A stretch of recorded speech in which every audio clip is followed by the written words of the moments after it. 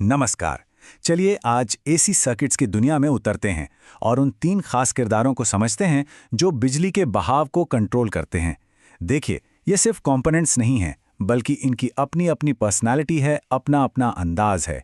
Resistor, inductor और capacitor. पर इससे पहले कि हम आगे बढ़ें, एक सवाल है जो सोचना जरूरी है। क्या किसी एसी सर्किट में वोल्टेज और करंट हमेशा एक ही लय में एक साथ चलते हैं? इसका जवाब उतना सीधा साधा नहीं है जितना लगता है, और यही चीज आज के हमारे विश्लेषण को इतना दिलचस्प बनाती है। तो फिर देर किस बात की? चलिए मिलते हैं एसी सर्किट्स के इन तीन बड़े खिलाड़ियों से, वो कंपोनेंट्स जो तय करते हैं कि बिजली कैसे बहेगी।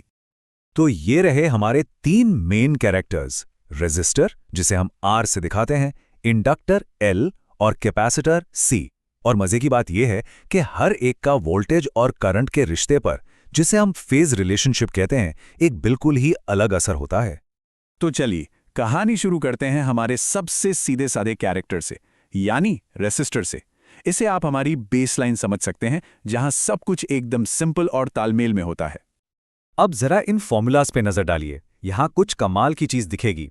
देखिए, वोल्टेज और करंट दोनों के फॉर्मूला का जो स्ट्रक्चर है, साइन ओमेगा टी, वो एकदम सेम टू सेम है।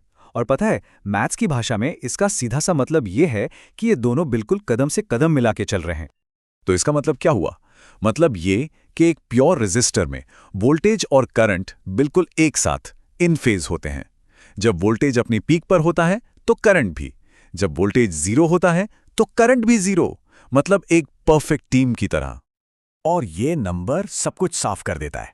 उनके बीच का जो फेज डिफरेंस है वो है 0 डिग्री, मतलब कोई डिले नहीं, कोई आगे नहीं, कोई पीछे नहीं, एकदम परफेक्ट सिंक। अच्छा, रेजिस्टर तो सीधा साधा था। अब आते हैं हमारे दूसरे कैरेक्टर, इंडक्टर पर।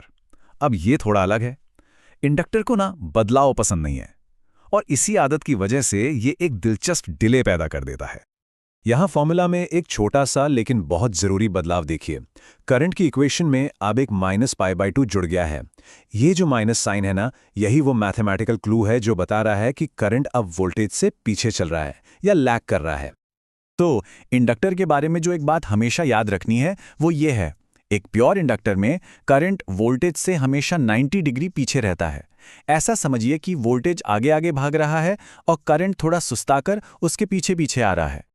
और हाँ, इंडक्टर जो ये रुकावट डालता है ना, उसे हम नॉर्मल रेजिस्टेंस नहीं कहते। इसका एक स्पेशल नाम है, इंडक्टिव रिएक्टेंस, जिसे XL से दिखाते हैं।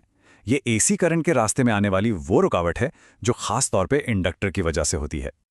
तो इंडक्टर तो करंट को पीछे खींच रहा था। अब मिलिए हमारे तीसरे और आखिरी किरदार से, कैपेसिटर। और ये इंडक्टर से एकदम उल्टा है। ये तो करंट को आगे भगाता है, मानो रेस में उसे धक्का दे रहा हो। यहां भी फॉर्मूला पर नजर डालिए। इस बार करंट की इक्वेशन में +π/2 है। ये प्लस का निशान ही सारा खेल बदल देता है। यह हमें बताता है कि करंट अब वोल्टेज से आगे निकल गया है, यानी लीड कर रहा है। तो कैपेसिटर की कहानी क्या है? सीधी सी बात है, एक प्योर कैपेसिटर में करंट वोल्टेज से 90 डिग्री आगे रहता है। ऐसा लगता है जैसे करंट को पहले ही पता है कि वोल्टेज क्या करने वाला है, और वो पहले ही वहां पहुंच जाता है। और बिल्कुल इंडक्टर की तरह कैपेसिटर की रुकावट का भी एक खास नाम है, कैपेसिटिव रिएक्टेंस या XC। ये वो ऑपोजिशन है जो एक कैपेसिटर एसी करंट के फ्लो में डालता है। तो ठीक है, अब तक हमने इन तीनों कैरेक्टर से एक एक करके मुलाकात कर ली।